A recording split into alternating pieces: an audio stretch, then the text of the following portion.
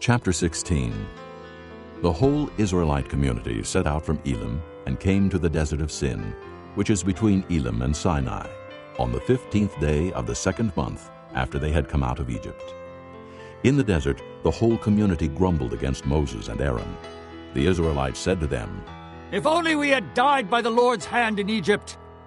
There we sat around pots of meat and ate all the food we wanted. But you have brought us out into this desert to starve this entire assembly to death." Then the Lord said to Moses, I will rain down bread from heaven for you. The people are to go out each day and gather enough for that day. In this way I will test them and see whether they will follow my instructions.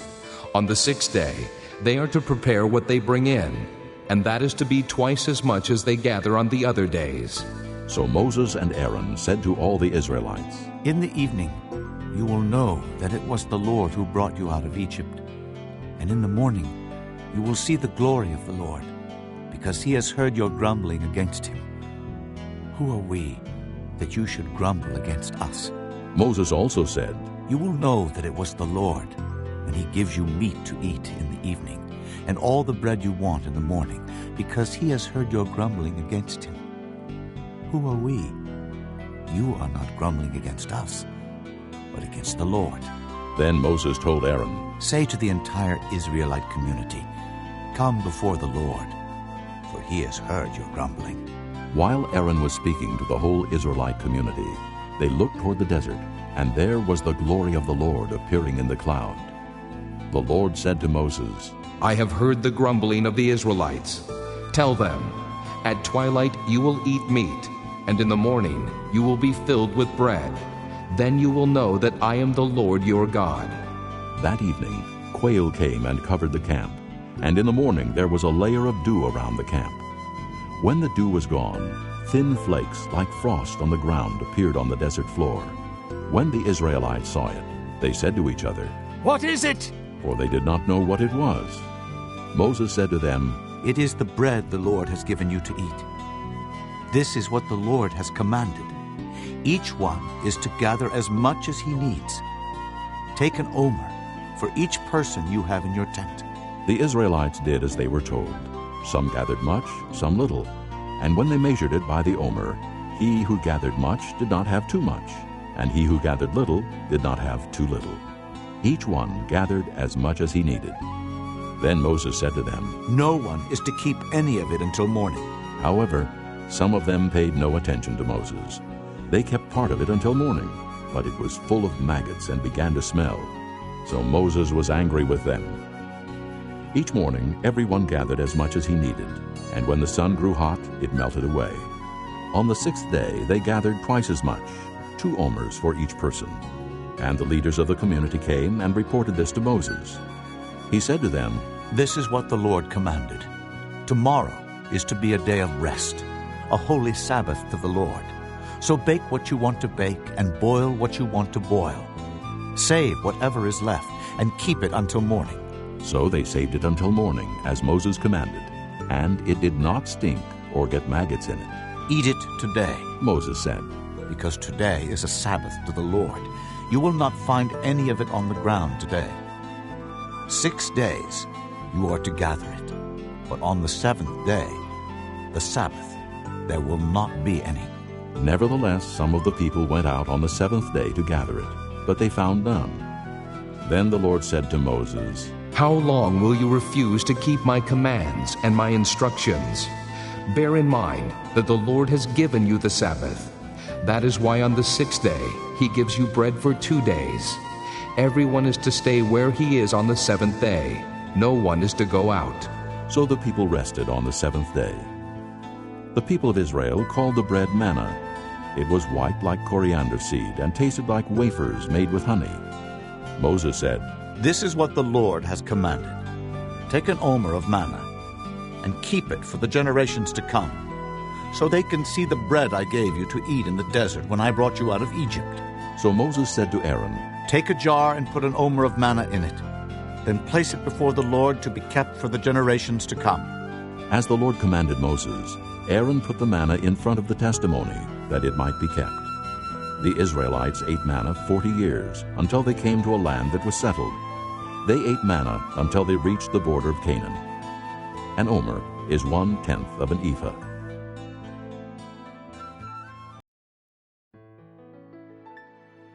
Chapter 17. The whole Israelite community set out from the desert of Sin, traveling from place to place.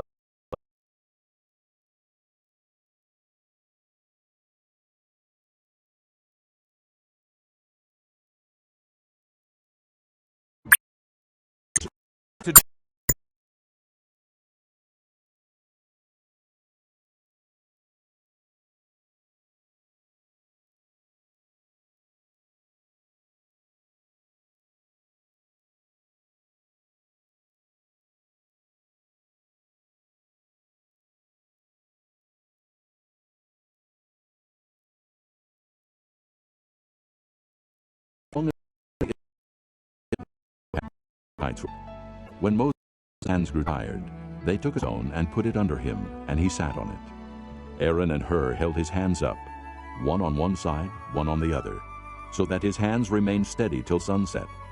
So Joshua overcame the Amalekite army with the sword. Then the Lord said to Moses, "Write this on a scroll as something to be remembered, and make sure that Joshua hears it, because I will completely blot out the memory of Amalek from under heaven." Moses built an altar and called it, "The Lord is my banner." He said, For hands were lifted up to the throne of the Lord. The Lord will be at war against the Amalekites from generation to generation. Chapter 18.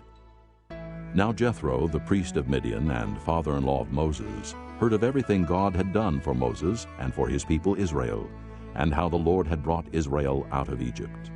After Moses had sent away his wife Zipporah, his father-in-law Jethro received her and her 2 sons. One son was named Gershom, for Moses said, I have become an alien in a foreign land. And the other was named Eliezer, for he said, My father's God was my helper. He saved me from the sword of Pharaoh. Jethro, Moses' father-in-law, together with Moses' sons and wife, came to him in the desert where he was camped near the mountain of God. Jethro had sent word to him, I, your father-in-law Jethro, am coming to you with your wife and her 2 sons. So Moses went out to meet his father-in-law and bowed down and kissed him. They greeted each other and then went into the tent. Moses told his father-in-law about everything the Lord had done to Pharaoh and the Egyptians for Israel's sake, and about all the hardships they had met along the way, and how the Lord had saved them. Jethro was delighted to hear about all the good things the Lord had done for Israel in rescuing them from the hand of the Egyptians. He said, Praise be to the Lord who rescued you from the hand of the Egyptians and of Pharaoh, and who rescued the people from the hand of the Egyptians. Now I know that the Lord is greater than all other gods, for he did this to those who had treated Israel arrogantly. Then Jethro, Moses' father-in-law, brought a burnt offering and other sacrifices to God. And Aaron came with all the elders of Israel to eat bread with Moses' father-in-law in the presence of God. The next day Moses took his seat to serve as judge for the people, and they stood around him from morning till evening. When his father-in-law saw all that Moses was doing for the people, he said, What is this you are doing for the people? Why do you alone sit as judge, while all these people stand around you from morning till evening? Moses answered him, Because the people come to me to seek God's will. Whenever they have a dispute, it is brought to me, and I decide between the parties and inform them of God's decrees and laws. Moses' father-in-law replied, What you are doing is not good. You and these people who come to you will only wear yourselves out. The work is too heavy for you. You cannot handle it alone. Listen now to me, and I will give you some advice, and may God be with you. You must be the people's representative before God and bring their disputes to him. Teach them the decrees and laws and show them the way to live and the duties they are to perform.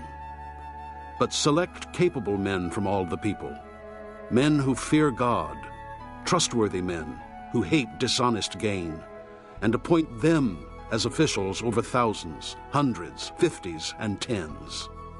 Have them serve as judges for the people at all times, but have them bring every difficult case to you. The simple cases they can decide themselves. That will make your load lighter because they will share it with you. If you do this, and God so commands, you will be able to stand the strain, and all these people will go home satisfied." Moses listened to his father-in-law and did everything he said. He chose capable men from all Israel and made them leaders of the people, officials over thousands, hundreds, 50s, and 10s. They served as judges for the people at all times. The difficult cases they brought to Moses, but the simple ones they decided themselves. Then Moses sent his father-in-law on his way, and Jethro returned to his own country. Chapter 19. In the 3rd month after the Israelites left Egypt, on the very day, they came to the desert of Sinai. After they set out from Rephidim, they entered the desert of Sinai, and Israel camped there in the desert in front of the mountain. Then Moses went up to God, and the Lord called to him from the mountain and said, "This is what you are to say to the house of Jacob, and what you are to tell the people of Israel. You yourselves have seen what I did to Egypt, and how I carried you on eagle's wings, and brought you to myself.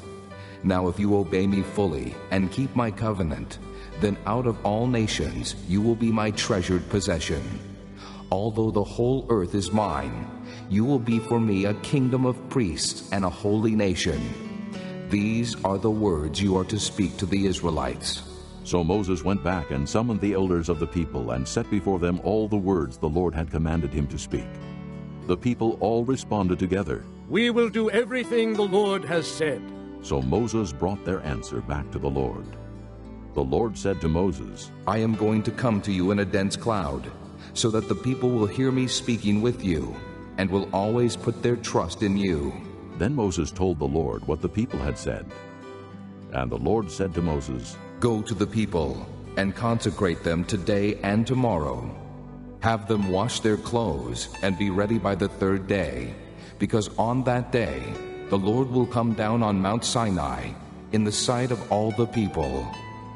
Put limits for the people around the mountain, and tell them, 'Be careful that you do not go up the mountain or touch the foot of it.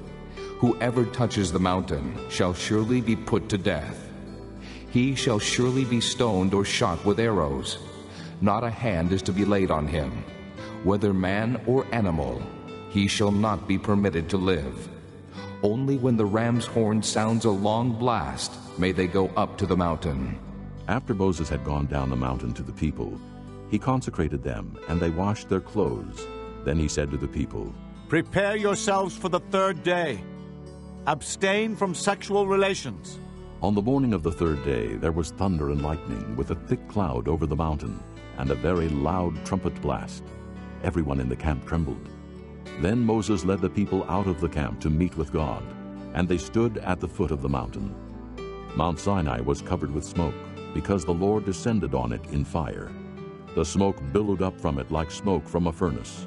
The whole mountain trembled violently, and the sound of the trumpet grew louder and louder.